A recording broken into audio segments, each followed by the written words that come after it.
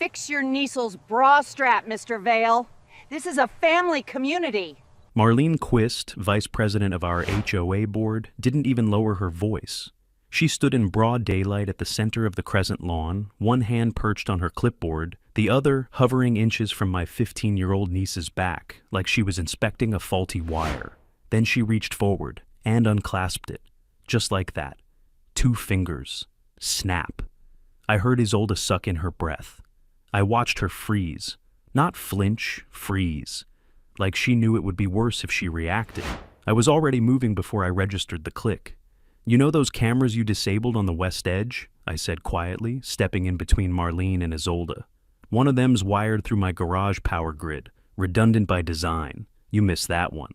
Her smug look twisted. Not fear, not regret, just calculation. And that's when I knew. This wasn't the first time. Subscribe now.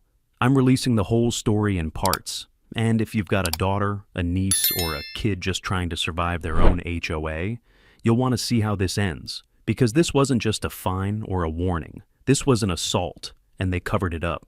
"I suggest you read your bylaws before threatening an officer," she said sharply. I smiled. "I wrote the audit tool that flagged your portal's tampering last week. You didn't trip the community system. You tripped mine. My name is Renner Vale, retired NSA metadata engineer, private security consultant, and legal guardian to the strongest teenager I know. I moved to Woodgrove Ascendancy to give her safety, peace, and the clean break she deserved after the funeral. I didn't come here to fight with a housing board, but then Marlene Quist unclasped my niece's bra in public and called it upholding standards. She called it preventing visual misconduct, and she did it in front of a dozen people. Some turned away. One kid filmed it. Marlene's assistant, the compliance officer, handed me a written violation before we even left the lawn. There's a reason I didn't raise my voice, because predators like Marlene feed off escalation. She was waiting for me to shout, to threaten, to react like some unhinged man with something to hide. What she didn't expect was a man with proof. You see, this community loves the phrase moral harmony. It's printed on the signs at the gates, in gold serif font beneath the HOA crest. But that harmony only exists if you're quiet, if you stay small, if your teenage niece doesn't wear sleeveless dresses in July. The crescent lawn is supposed to be a shared space, but in practice, it's where the board watches, where Marlene scolds children like they're fashion infractions, where she calls out families for bringing down curb appeal with their grief, their scars, or their difference. We were told it was just a community gathering, a picnic, nothing formal, so Isolde wore the soft lilac dress her mother gave her before. Deployment, a gift sent from overseas with a handwritten card. That dress still had the tag on it. It was the first time she'd worn something without sleeves since the funeral, and Marlene took that moment and turned it into a citation. Into contact. My sister, Noera, is stationed overseas. She works with the FBI's Child Exploitation Task Force. You think I'm going to let her come home to a daughter whose dignity was stripped by a neighbor with a clipboard? No. I'm not filing a complaint. I'm building a case. Crescent Lawn used to mean something to Isolde. It's where she and her mom used to watch the fireworks every 4th. Where we brought lawn chairs after we moved in. She sat there just 2 weeks ago, reading under the trees. Now it's a crime scene.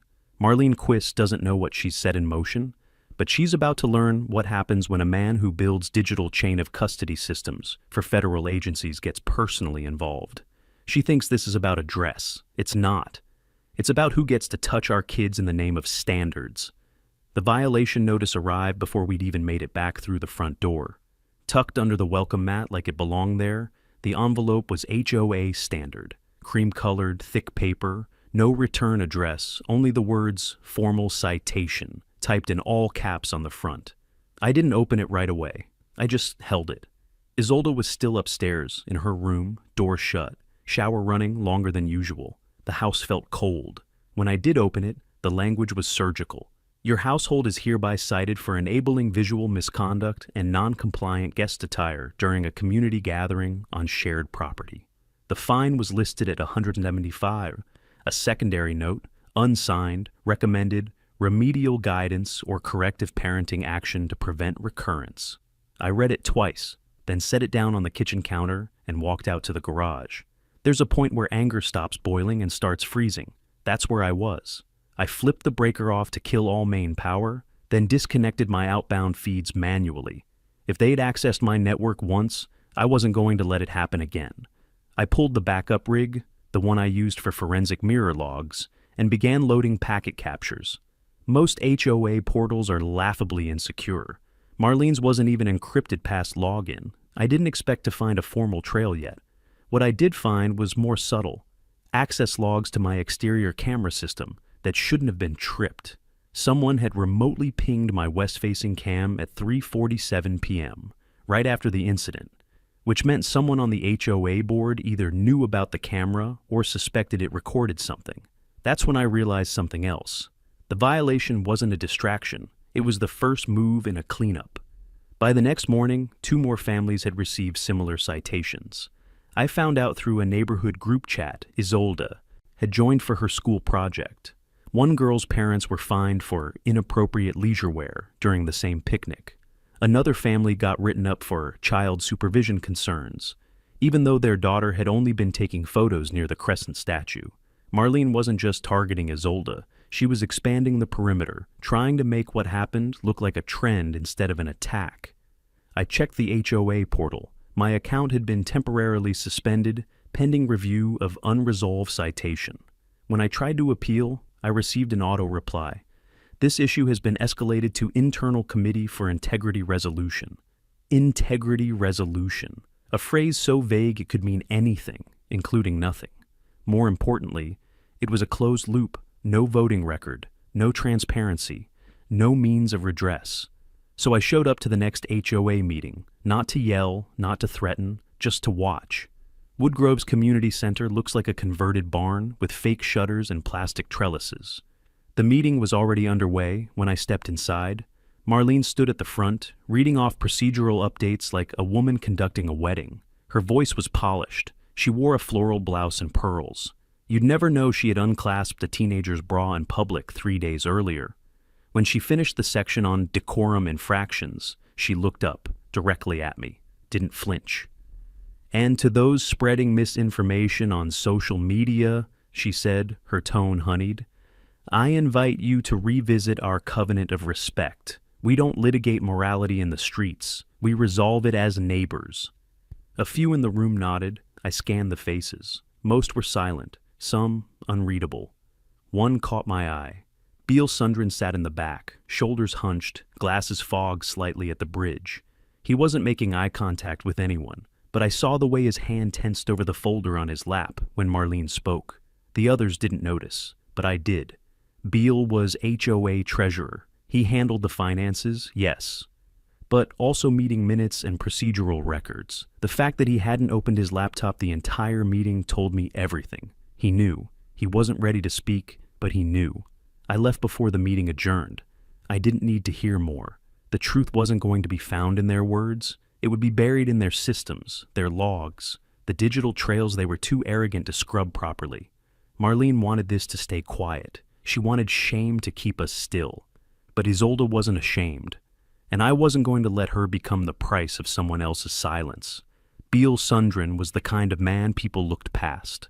Slight build, thinning hair, the nervous habit of clearing his throat before every sentence. But the moment I saw him after that meeting, I knew he was carrying something heavy. Not guilt. Fear.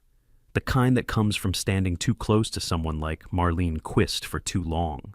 The board adjourned quietly, but Marlene lingered at the front, chatting with 2 committee members. I stayed near the back, pretending to read a flyer about landscaping standards. Beal slid his folder into a satchel and headed toward the exit, keeping his eyes low. When he passed me, I said, Your timestamp data's off by 4 minutes.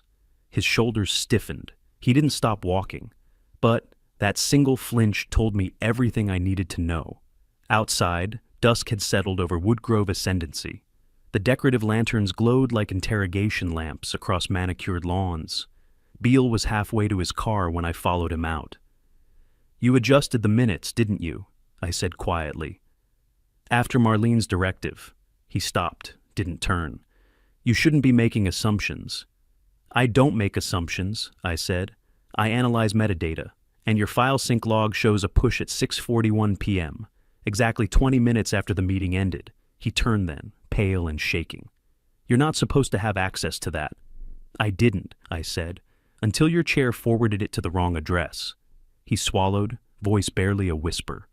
You have no idea what she's capable of. I did, but I let him say it. She's rewriting everything, the minutes, the citations, even the portal history. She's scared the footage will surface. Which means she knows it exists, I said. He nodded once, then stepped closer. I can't talk here. He looked around the parking lot, then gestured toward the side gate. Tomorrow, 8 o'clock, my garage. He left before I could reply. That night, I stayed in my home office, lights off, screens dimmed, packet trace window scrolling. The data from the West camera feed still gnawed at me. There was a missing second, a gap between frames where the system paused. At first, I thought it was signal loss, but packet continuity was intact, which meant someone had manually scrubbed a single second and overwritten it with still frames. A clumsy job, but deliberate. They'd tried to erase the moment of contact. Isolde came downstairs just before midnight. She was wearing a hoodie that swallowed her frame, hair damp from another long shower. She sat across from me, legs tucked under her. She's pretending it didn't happen, she said quietly. Some of the girls at school said their parents got messages from the HOA, something about keeping events family appropriate. I kept my voice steady. They're trying to rewrite what people saw. She's going to get away with it, isn't she? No, I said. She won't. Her eyes flicked to the monitor, to the pixelated frame paused at the edge of the footage. You're building something. I'm building proof, I said, but I need someone inside the board to open a door. She looked away, voice small. You mean Beale? I didn't answer, but she knew, she always did. Her mother was an investigator. Isolde understood silence as language. When she went back upstairs, I replayed the file again, slower this time, stopping at the missing second. My jaw clenched. The system time stamped it at 15:46:11. That meant someone accessed the HOA's shared server, using an admin key. Marlene didn't have that kind of technical skill, but she didn't need to. The HOA's network admin, a contractor, was her nephew. I'd seen his name on invoices. At 8:03 the next evening, I arrived at Beale's house. The garage door was open just enough to slip under. Inside smelled like motor oil and old paper. He had a workbench covered in circuit boards and a single laptop set up on a stool. He looked older than the day before. She told me to delete the section, he said before I even asked. Said it was unbecoming to include gestures that could be misinterpreted. I didn't want to lose my position, so I saved a copy. He reached for his satchel, unzipped it, and pulled out a small flash drive. His hands shook when he handed it over. You didn't get this from me. If you tell anyone, I'll deny it. I took it. You're doing the right thing, Beale. His eyes darted toward the garage door. She watches, everything, even our home cameras. She made us sign network consent forms when we moved in. Then you understand why I'm the wrong person to intimidate. For a second, he looked at me like he believed that. Then he said, if you're going after her, make it fast. She's cleaning house. That was the first moment I realized it wasn't just an HOA scandal anymore. It was a cover-up layered in administrative power and digital manipulation. And Beale, the quiet man no one noticed, had just become the most dangerous witness in Woodgrove Ascendancy. The fine doubled the next morning. I got the notification just after sunrise. Second violation, repeated non-compliance. The fee was now $350s, with a 72-hour grace period before legal escalation. I stared at the screen as the portal flashed red around the citation. No appeals allowed, no hearing scheduled. 3 clicks deeper into the dashboard, and my access froze completely. Then the page redirected. Account locked. Security hold. They weren't just silencing me, they were purging me. I powered down the terminal, switched to my offline system, and ran the logs again. Sure enough, sometime between 2:12 and 2:17 a.m., someone had pinged my ISP node from inside the HOA's intranet. A MAC address I hadn't seen before. Not Marlene's, not the board's. The system labeled it Unregistered Device 05. I traced the packets manually. They didn't hit my cameras this time. They hit my router directly, which meant they weren't looking for footage. They were looking for proof that I still had it. and they were doing it through backdoor access. I checked the metadata signature and stopped cold. The encryption hash belonged to a contractor named Devin Quist, Marlene's nephew. He wasn't listed in any of the HOA's official documents, but I found his name in a cached vendor directory: network optimization, local subnet monitoring, billed quarterly. And I remembered the invoice, tucked into a board packet 2 meetings ago, stapled to a landscaping order. They weren't just tightening control over the community, they were using a private network layer to enforce it. I moved to my secondary drive and decrypted Beal's flash. It was clean, no malware, no embedded trackers, just a simple folder labeled Meeting 0608 Uncut. Inside was a single audio file. I hit play. It began with the rustle of chairs, light shuffling, then Marlene's voice, sharper than in public. She was wearing it for attention. A child like that, with that body, in that dress, it's begging for correction. Silence followed. Then a muffled voice, probably Beal, saying, "But physical contact." Marlene cut him off. I didn't harm her. I made a point. Then, if we let that kind of behavior go unaddressed, we lose the moral structure this community depends on. I stopped the playback. My jaw was clenched so hard it ached. That was it. Not just a lapse in judgment, not a misunderstanding. It was deliberate. She justified it, framed it, and weaponized it, all in a single breath. I encrypted the file, created 3 offline backups, and uploaded 1 to a cloud server under a coded tag. Then I picked up the phone. I didn't call the HOA. I called my sister. Noera answered on the 3rd ring. She was still overseas, 5 hours ahead, the signal sharp but delayed. "Renner, you okay?" "I need you to start a file," I said. There was a pause. "What happened?" She touched Isolde. Silence again. Then, "Explain." I did. I told her about the picnic, the citation, the scrubbed footage, the audio file. I gave her the vendor's name, the MAC address, the manipulated packet string. I gave her everything. Noera didn't say much, just listened. Then she said, "Send me the chain, all of it, uncompressed." "I already have." Another pause. Then, "I'm filing a report through Child Exploitation Liaison, Boston Field Office. I'll mark it Internal Victim Relations, Parent-Guardian Class." "She's not your case," I said. "She's still my daughter." She didn't hang up. She didn't curse. But the tone in her voice shifted. It dropped several degrees. That was how I knew this had crossed a line, the kind of line the Bureau doesn't let people step over twice. I didn't sleep that night. I sat in my garage office watching the feed on loop. The half-second they tried to erase played back in my mind again and again. The twitch of Marlene's wrist, the way her fingers flexed, the blank look on her face when Isolde flinched.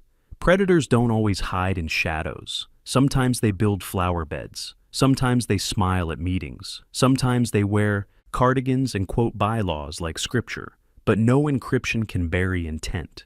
And no network is untraceable when the wrong man's daughter is involved. By morning, the FBI chain had confirmed receipt. The file came back marked with a Bureau timestamp and a case ID. I stared at the header for a long moment before opening the report acknowledgement. Received, pending review, referred to CE 121, exploitation, digital evidence tier. That was Noera's division. It meant the material had cleared the intake threshold. Valid metadata, verifiable context, no manipulation. I knew the steps from here. The field office would assign a case officer. They'd compare the packet to any public footage if it existed. They'd validate timestamps, identify digital tampering, and cross-reference access logs. If it all held up, and I knew it would, they'd subpoena the HOA systems directly. But that would take time, and time wasn't safe anymore. That morning, I pulled the lawn chairs from the garage and walked with Isolde to Crescent Lawn. I wanted to see it again, where it happened. I needed to make sure the geography of that moment hadn't blurred in my mind. The lawn was empty, windless. The only sound came from a leaf blower down the block and the faint hiss of sprinklers misting the hedges. The place looked too clean. Isolde hesitated at the stone arch. "She was standing there," she said softly, pointing to the shade near the bench. "I thought she was going to fix my dress strap, like maybe it slipped or something." I said nothing. She didn't even hesitate, just did it. Her voice was flat, the way kids speak when they've detached from the memory just enough to survive it. I glanced around, mapping angles. "That tree," I said, nodding toward the western side of the green. "It's where my edge cam caught part of it, not the whole scene, just your reaction." "I don't want to see it," she said quickly. "I just want her to stop pretending." I nodded. "She won't be able to soon." We sat in silence. I watched the sun angle through the branches. I'd installed the camera, not for security, but for data coverage. My systems pinged every public zone and range of our home grid. I didn't expect they'd catch a crime, but here we were. I'd already begun forensic tagging of the audio file Beale gave me. There was no question it was authentic. The recording captured ambient sound, matching the reverb pattern of the HOA meeting room perfectly. The waveform showed no compression artifacts or insertion points, which meant Beale didn't doctor anything. It would hold up in court, but I needed more. Beale had risked a lot handing me that drive, but there were still pieces missing. The formal minutes, the real surveillance footage, the admin portal where Marlene had manually input the fines, and I couldn't go after those alone. I spent the rest of the afternoon running simulations, not digital, ones behavioral. I mapped out how she'd try to spin the story once it broke. She'd claim concern for appropriate development. She'd quote a clause from a bylaws update no one had voted on. She'd frame herself as a misunderstood enforcer of family values. But she wouldn't admit the contact. She wouldn't mention the fingers, the snap, the look in her eyes when she said correction. So, I needed something else, a second pressure point. That evening, I reached out to an old bureau contact named Jonah, an evidence integrity consultant in Boston, who owed me 2 favors. We worked together back in the data washroom days. He specialized in reconstructing altered network logs, especially in civilian systems like HOAs, hospitals, or school boards. I sent him a stripped version of the HOA portal logs Beale had smuggled out. "I'm looking for irregular edit timestamps," I wrote. "Any record injection within 90 minutes post-meeting, especially involving user permissions or violation triggers." He called me back in an hour. "You've got a live one," he said. "What'd you find?" "Portal entry logged under a ghost admin. Looks like a dummy profile was used to insert the fines, not one of the official board accounts. But here's the kicker. There's an IP match to an internal system, and it routes back to the community center's basement office. Who accessed it?" He was quiet for a moment. Then, "Devin Quist." I felt my jaw lock. "Yeah," Jonah continued, voice tight. "He's not on payroll, but he's been ghosting vendor invoices through a shell company. That's your black box tech contractor Renner. So Marlene's nephew wasn't just freelancing for the HOA. He was laundering his access through a fake firm, and he'd used that access to inject fines, erase footage, and scrub timestamps. Now I had motive, manipulation, and a direct line between family and felony. I didn't tell Isolde what Jonah found, not yet. She'd already been forced to carry too much. Every adult she'd trusted in this neighborhood had failed her in a different way. Even the ones who hadn't touched her had watched it happen and kept their mouths shut. I wasn't about to add, "Your abuser's nephew is hacking our home," to that weight. Not until I knew exactly how far Devin's hands had reached. Instead, I drove to the edge of Woodgrove, past the gates, down into the service district where Marlene's contractor invoices were traced. The company on the paperwork, Everidge Data Optimization, was nothing more than a Dropbox in a shared co-working space. No signage, no mailbox, just a laminated tenant sheet on a corkboard with too many crossed-out names. I took photos, logged the location, and ran a trace from my car. The IP that injected my HOA fine matched a router address assigned to this exact building. Devin wasn't even hiding it. He thought no one would look. Back home, I scrubbed the footage again. The missing second now had a companion, a fragment I'd missed earlier. Just a flicker of Marlene's face, turned slightly toward the camera's blind edge. There was no expression. Just a blank procedural motion. Like she was checking off a task. I froze the frame and stared at it. You don't get to touch a child and pretend it was policy. You don't get to log into hidden accounts and penalize victims for their own trauma. And you sure as hell don't get to do it under the banner of community values. I reopened the forensic chain and attached Jonah's findings: subnet overlap, shell company ownership, irregular timestamps, contractor routing inconsistencies, all of it wrapped in a clean report packet with 2 authentication layers and a mirrored backup. I CC'd Noera with full access, locking the permissions to only 3 devices. Then I sent it to the Bureau's digital evidence triage unit under the existing case ID. Within 10 minutes, I got the response. Escalated to Tier 2, internal subpoena request in progress. I exhaled. It had begun. The next morning, Beale texted me. Just a time and address, no signature. I found him standing behind the HOA office, near the maintenance shed, out of camera range, tucked behind a row of hedges. He looked thinner, like the pressure had burned through a layer of him overnight. "I don't know what you're planning," he said, "but she's cornered, and when Marlene feels cornered, she burns the files. Then we beat her to it." He handed me a plain envelope. Inside was a printed log, the full list of citations issued in the last 30 days. At least 6 of them matched families with teenage daughters. The violations were identical in language: minor conduct deviation, visual disruption, failure to comply with public decency standards, patterned, repeated, predictable. "She's laying a foundation," I said, "making the community think this is normal." Beale nodded. 3 parents tried to appeal. All 3 were denied before their requests hit the board. She's filtering messages through Devon's portal scripts. The others think it's just a clerical delay. "Isolde wasn't the first," I said. "No," he said quietly, "but she was the first one who fought back." I looked at him then, fully. "You ready to testify when the time comes?" He didn't answer right away. Then he said, "You get her charged, I'll speak."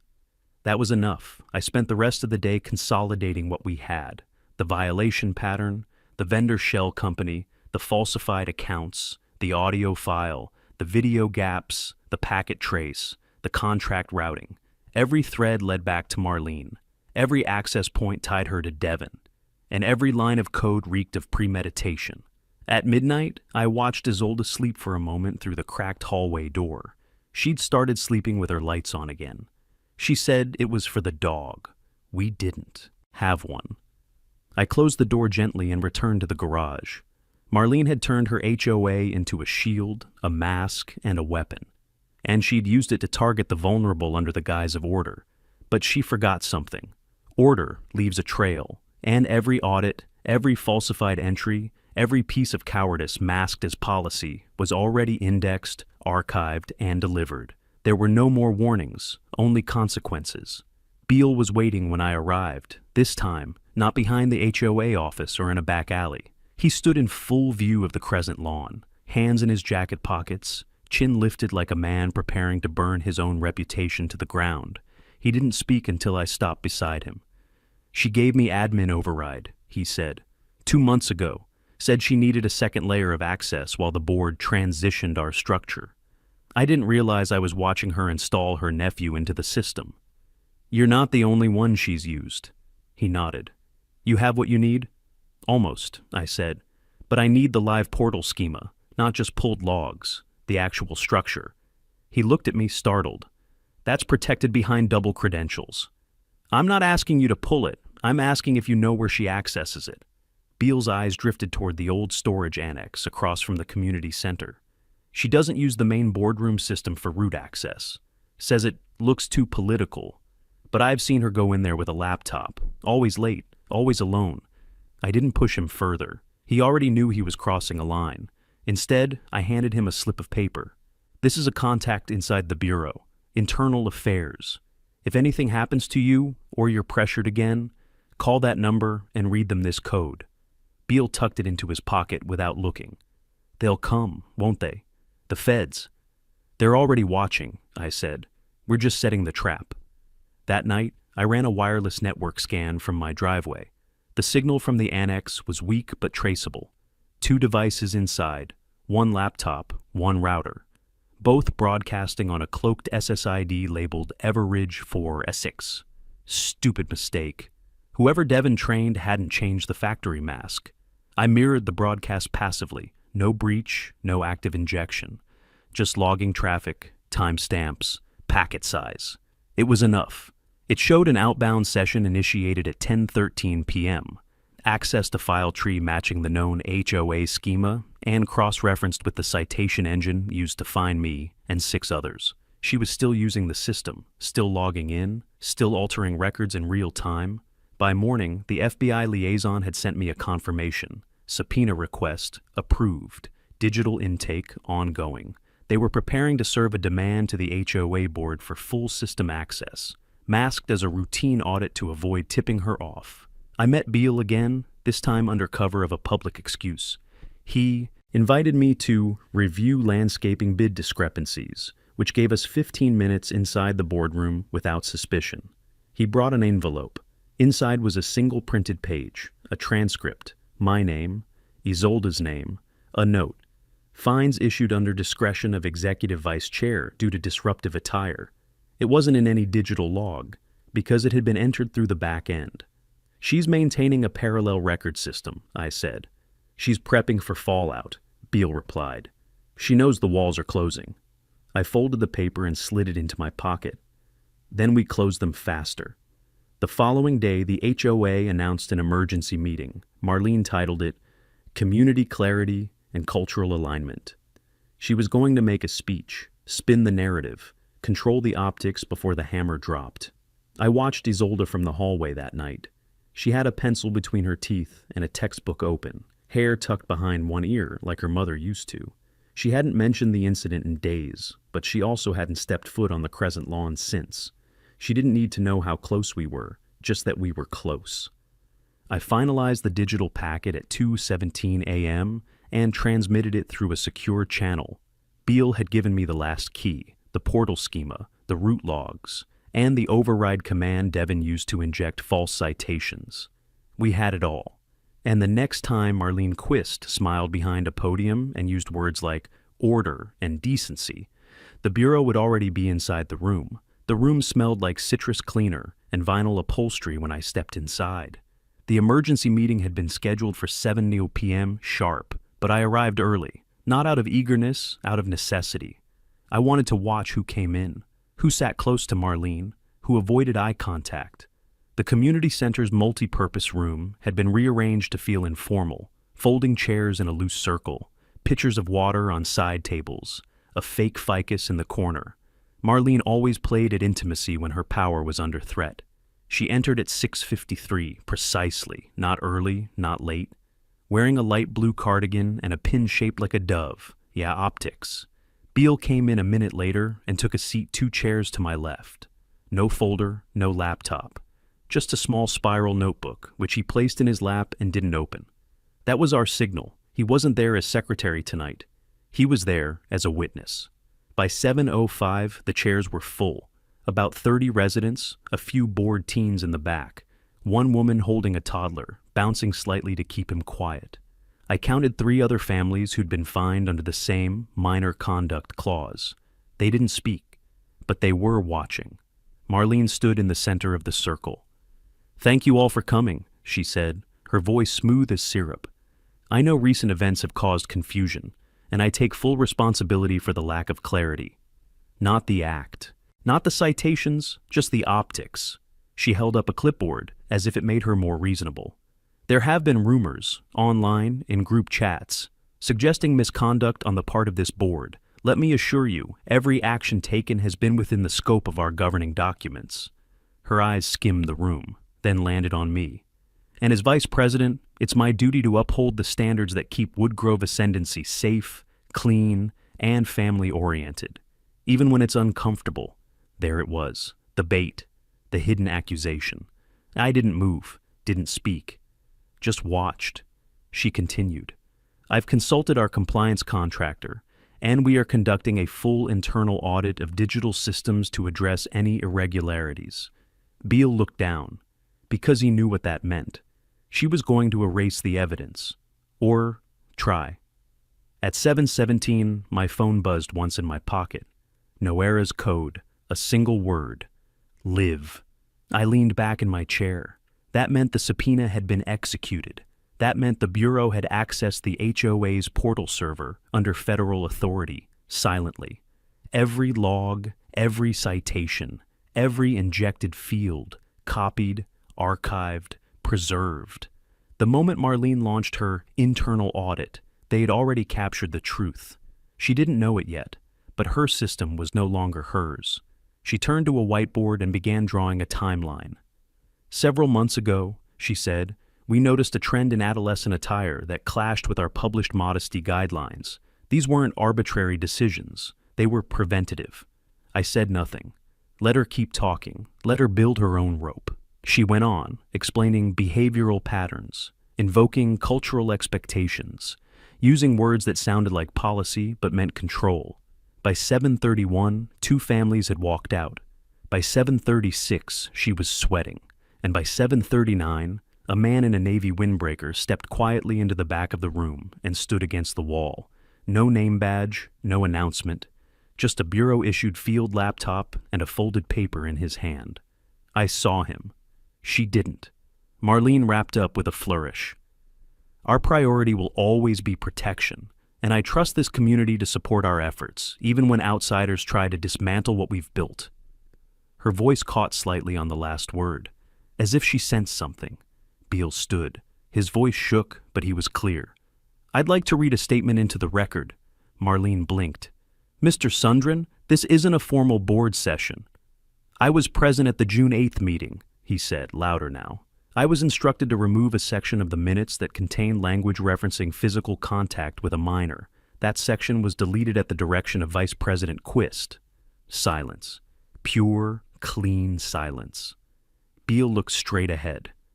"I preserved a copy, and I have turned it over to federal authorities." Marlene's mouth opened, closed. She took one step toward him. And then the agent in the back of the room unfolded the paper in his hand and stepped forward. "Ma'am," he said calmly, "I'm going to have to ask you to come with me." Marlene didn't move. Her eyes darted between the agent and Beale, then flicked toward the cluster of board members still seated in the circle. She was waiting for someone to intervene, to stand, to object, to stall the moment just long enough to regain control. But no one did. The silence widened. "I'm sorry. Who are you?" she finally said, voice cracking at the edge. The man held out the document. "Federal subpoena, signed and sealed by the U.S. District Court. You are not under arrest at this time, but we are executing a digital seizure of HOA records under the Child Exploitation and Digital Evidence Statute. You've been named as a primary actor in that chain." Whispers began to fill the room. Someone near the back stood and slipped out the door. Another man took out his phone and started recording. Marlene's fingers trembled against the edge of her clipboard. "This is ridiculous," she hissed. "I've done nothing illegal. This is a smear, fabricated by someone with a personal grudge." The agent didn't react. "You'll have the opportunity to clarify during the interview. Please bring your device and accompany me to the vehicle." Then her mask cracked. She turned, eyes wild, and locked on me. "You did this," she spat. "You bringing in outside agents, twisting words, corrupting evidence." I stood slowly, steady, deliberate. "No, you did this the moment you laid a hand on my niece and called it policy." The clipboard fell from her grip. Papers scattered across the linoleum floor. For a moment, she didn't move. Then she turned to the agent and walked stiffly toward the door. The room remained frozen, every face etched with the same expression, shock and sudden dawning fear that the game had changed. I watched her disappear into the hallway. Beale sat back down, hands trembling. The others didn't speak. One board member quietly excused himself. A few families followed, murmuring low. The circle dissolved. I didn't stay. I left the community center and walked out into the night, the air sharp with the kind of silence that only comes after a fall. Back home, Isolde was curled on the couch with a blanket over her knees and an untouched cup of tea in her hands. She looked up when I walked in. "It happened?" she asked. I nodded. "She's with federal agents now. They've seized the records." Her face didn't register relief. Just quiet, level processing. "Will they arrest her?" "Depends what they find on her devices. But they've already got the logs." And Beale spoke. She blinked. "He did?" He read the truth into the record, in front of everyone. She sank a little deeper into the blanket. "What happens now?" "Now we finish it." I spent the next several hours filing clean witness reports, backing up the subpoena logs, and locking the remaining video footage under encrypted access. At 1:04 a.m., I received a message from Noera, case escalation approved, Grand jury review in 48 hours. Do not speak to press. There was no smile emoji, no warmth, just mission status. By morning, the neighborhood had fractured. The group chat was flooded, some defending Marlene as a misunderstood protector, others demanding board resignations, some panicking over whether their names were tied to false citations. The HOA portal was taken offline. A placeholder message appeared. Under review, temporary service interruption. At noon, I met Beale in front of the post office. He handed me a sealed envelope. Inside was a resignation letter, his. "I'm done after this," he said quietly. "I did what I could." "You did more than most," I said. "You told the truth." He gave me a tired smile. "Not sure the truth matters here." "It does," I said.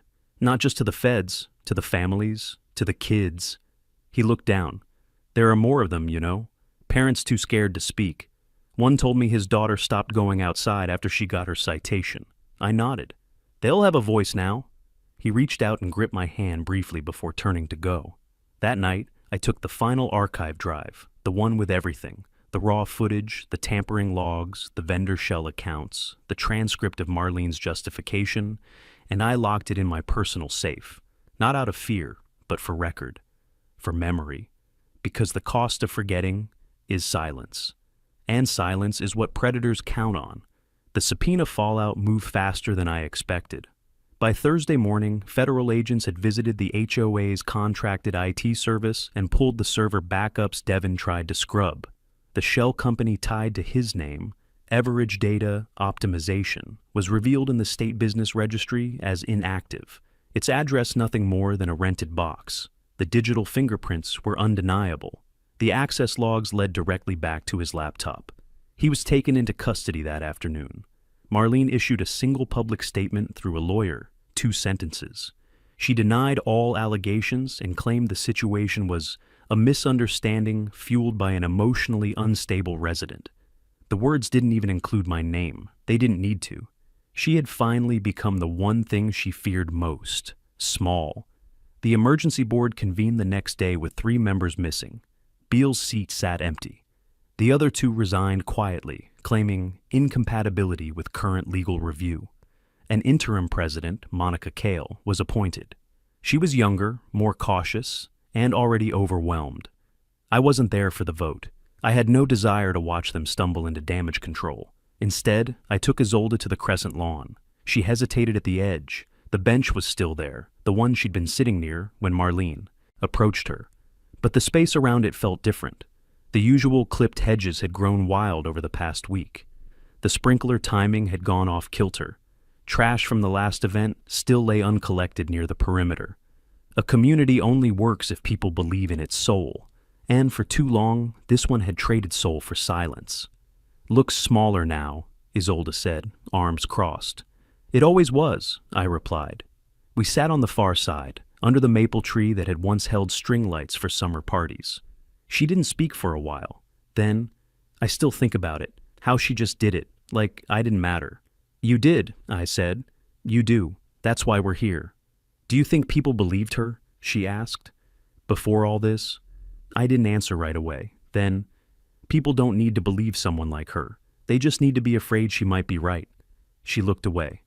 "I don't want to live here forever." "You won't," I said. "You'll go wherever you want. But until then, we make this place answer for what it did." That afternoon, the community inbox received a message from the FBI's Public Information Office. It was neutral, clipped, and careful with words. But the core was undeniable. The Bureau confirms an ongoing federal investigation into digital tampering, unauthorized surveillance access, and the issuance of illegal fines tied to HOA administrative abuse. It didn't name Marlene directly. It didn't have to. The comments on the resident forum exploded. Some begged for peace. Others demanded a total board overhaul. A few tried to pivot the conversation, asking whether anyone had checked the pool maintenance schedule or the upcoming harvest fair. It didn't work. The facade had cracked too wide. That evening, a neighbor I'd never spoken to, a woman named Sandra, knocked on my door with her teenage daughter beside her. No pretense, no small talk. She told us it was just a misunderstanding, Sandra said. We believed her. Her daughter didn't speak, just nodded once at Isolde, who stood beside me in the hallway. Then they left. That was the beginning. 3 more families reached out that week, 2 with daughters, 1 with a son who had been cited for unsupervised playground presence and had never told his parents. Each time, the pattern matched. Vague language, hidden documentation, no appeal path. I compiled the names. Passed them to Noera. The case was growing. The pressure was shifting. And Marlene was no longer a threat. She was a subject line in a sealed folder, a former vice president awaiting review, a name that would never again carry the weight of fear in this place. Still, I didn't let my guard down, because systems like this don't fall all at once. They stagger. They rot from within and pretend to heal. So I kept the camera feeds running. I logged every board message. I saved every forum thread. Not out of paranoia, but because truth, once erased, must be rebuilt from scratch. And I'd already seen what happens when no one's watching. They held the town hall in the same room where Marlene once stood and spun lies like silk. But this time, the chairs were arranged in rows. No illusion of equality, no circular conversation. A folding table with 3 microphones sat at the front, where the interim board members looked visibly shaken under the soft hum of fluorescent lights. Behind them, a plain paper sign taped to the wall read, Community Forum, Oversight, Reform, and Truth. It was the first time they'd put the word truth in writing. I sat in the 3rd row, center aisle. Isolde was beside me, arms crossed, chin raised. She didn't want to be there, but she insisted on coming. She tried to erase me, she said that morning. I want to see the part where I don't disappear. Monica Kale, the new board president, tapped the mic once. Thank you all for coming. Tonight is not a hearing. It's not a vote. It's a reckoning. And that begins with listening. The crowd was quiet, not polite, tense. No one trusted the format yet. They were waiting to see if this was just another performance. I didn't stand first. A man with graying temples and a sleeveless hoodie did. His daughter, maybe 10, sat beside him in a unicorn shirt. My kid was cited for wearing shorts, he said. They called it excessive exposure. She was 8. Marlene said the board voted on it. I asked to see the minutes. I was told they were private. He sat down. Someone clapped, then stopped. Then a woman spoke. My son was told he couldn't use the basketball court without supervision paperwork. He was 13. No one else had to file anything. One by one, the voices came. Not loud, not rehearsed, just raw. Some of the stories matched what I'd found. Others I hadn't heard. The pattern repeated. Arbitrary rules, manufactured citations, a digital trail designed to confuse and intimidate, and always cloaked in the language of standards. By the time Monica called for closing remarks, the air felt different, not fixed, not healed, but ruptured in the right place. She looked down at her notes, then met the crowd with reddened eyes. There is no version of this where we erase what's happened, she said, but there is a version where we rebuild what this neighborhood means. The Crescent Lawn will be renamed. The citation system is suspended indefinitely. And I've submitted a petition to dissolve the moral conduct clause entirely. It was a start. Then she turned to the microphone closest to me. Mr. Vale, she said, would you like to speak? I stood slowly. The room turned toward me. Not with suspicion this time, with expectation. I'm not here to list what happened, I said. Most of you already know. Some of you lived it. Some of you stood by. Some of you didn't know how deep it went. That's okay. I looked at Isolde. She didn't blink. I'm not here to humiliate anyone, not even Marlene. She'll answer to the proper authorities. I pulled a folded paper from my jacket. But I do want this recorded in the minutes, the full citation history of my niece, Isolde Vale. It includes every digital timestamp, every backdoor access entry, and the name of the individual who created the ghost admin account used to find her. This is not for revenge. This is for precedent. I handed the paper to Monica. For the next child who gets told there were a disruption. For the next parent who's afraid to speak. For the next witness who hesitates. Let this document make one thing clear. Silence is not compliance. And justice doesn't come when we're ready. It comes when someone decides to stop waiting. I sat down. The room stayed quiet, not out of shock, out of agreement. For the first time, no one tried to explain it away. Afterward, a small line formed. Some people came to shake my hand. Others just nodded. Isolde stood near the back, arms still crossed, but her eyes weren't guarded anymore. When we stepped outside, the night air was cool. The lights from the Crescent lawn, now darkened for renovation, barely reached the sidewalk. But she paused there anyway. "Do you think they'll actually change?" she asked. I thought for a long moment. "No," I said. "I think we will." They took the sign down the next morning, the one that had greeted us since the day we moved in. Woodgrove Ascendancy, a community of standards. It came down in 3 panels, metal brackets hissing as they bent in the sun. No ceremony, no crowd. Just a maintenance worker with a socket wrench and a quiet sense that something had ended. I watched from the porch, coffee cooling in my hand. It wasn't just a nameplate. It was a symbol of who had power, of who didn't, of who got to define standards and hide behind them like armor. That sign had loomed over every conversation, every warning, every threat dressed as policy. Now it lay in pieces on the grass. Later that afternoon, Monica Kale sent out a community-wide email. Subject line, Restoration Initiative approved. Community oversight begins. A volunteer board would be installed temporarily. The HOA's citation portal would remain shut down pending a full audit. New bylaws would be proposed in the open. And most importantly, all prior fines issued under the Moral Conduct Clause were officially voided and expunged. They didn't say Marlene's name, but they didn't need to anymore. Her name had become the cautionary tale everyone else would pretend they never heard. I spent the next few days quietly removing surveillance gear from my home system. Not because I didn't trust the neighborhood, but because the fight was over, at least for now. I reprogrammed the cameras to monitor only the front gate and garage, disconnected the cloud sync, set them to local backup only. Beal emailed once. A short message, "Glad it's over. Thank you for doing what I couldn't." He'd left town, moved to live with a cousin upstate. I didn't blame him. Even heroes have a limit for how long they can hold the line in a place like this. On Sunday, Isolde stepped onto the Crescent lawn for the first time since that day. The bench was gone, bulldozed to make way for the garden installation the new board had approved. In its place were 3 small saplings, staked in fresh soil, each marked with a wooden plaque. The center one read, "Dedicated to those who stood their ground." She stood in front of it, silent, wind lifting the hem of her sleeve.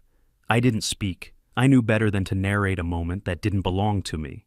Then she said, "Can I help plant the next ones?" It caught me off guard. "You want to join the committee?" "No," she said. "I want to help the kids who come after."